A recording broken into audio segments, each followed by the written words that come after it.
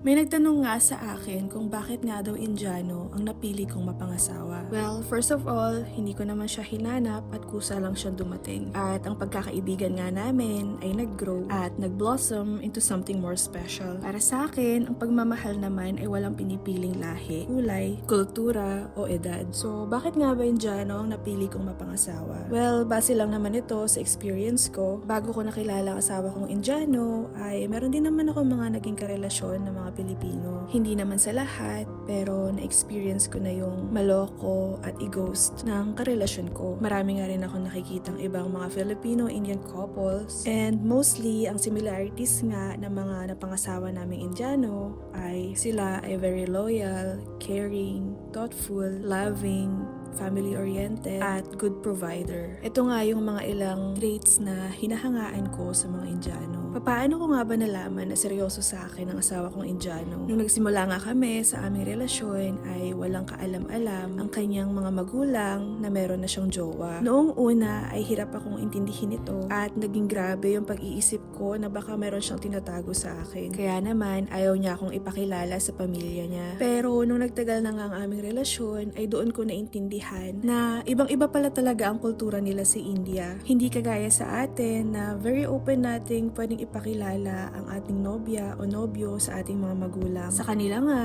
ay mostly kapag ipinakilala ka na nila sa kanilang mga magulang ay ang ibig sabihin nito ay seryoso sila sa'yo at genuine ang kanilang intensyon. Karamihan nga kasi sa kanila ay nag-go through sa arranged marriage kung saan ang mga magulang nila ang namimili ng kanilang mapapangasawa. At para hindi sundin ang ganitong tradisyon ay napaka big deal sa India. At doon ko nga na-realize na talagang determinado ang asawa ko na ako ang makatuluyan niya. Bago nga ako ipakilala ng asawa kong Indiano sa kanyang pamilya, ay natanong ko siya dahil meron akong mga ilang doubts. Ang sabi ko ay, papaano kung hindi nila ako matanggap at i-push nila ang pag-a-arrange marriage niya. Sabi niya nga sa akin ay hindi nga daw siya mag-aasawa. Luckily ay naging maayos ang pagtanggap sa akin ng kanyang pamilya. Tungkol naman sa cheating, most of the time nga ang mga lalaking persistent sa pagkamit ng love marriage ay napaka-loyal nila. Meron din namang mga cases ng cheating sa India dahil nabanggit ito sa akin ng asawa kong Indiano. Pero isa talaga sa pinakahinahangaan ko sa asawa kong Indiano ay ang kanyang loyalty. Yung tipong kahit saglit lang kami magkahiwalay ay panay-panay ang kanyang update kahit hindi naman ako nang hihingi. Magsasend pa nga siya ng mga picture kung sinong kasama niya at kung ano ang ginagawa nila. Bibihira lang naman lumabas ang asawa ko kasama ang kaibigan niya. Kaya naman hinahayaan ko lang siya mag-enjoy. About sa pagiging good provider ay talagang alam mong hindi ka magugutom at mag-worry sa magiging future ng magiging anak nyo. Halos lahat kasi ng mga lalaki sa India ay very hardworking at lagi nga nilang iniisip ang future pati na rin ang mga emergencies. Lagi silang handa financially sa kung ano man ang mangyari sa kinabukasan. Madalas hindi nga rin nila nire-require ang kanilang mga asawang babae na magtrabaho. Bale, ang isipin mo na lang ay ang pag-aalaga ng anak nyo at ang pagmamanage ng bahay. Pero sa case nga namin mag-asawa, dahil gusto kong magtrabaho, ay hinahayaan ako ng asawa kong Indiano. So, bakit nga ba Indiano ang napili ko? First of all,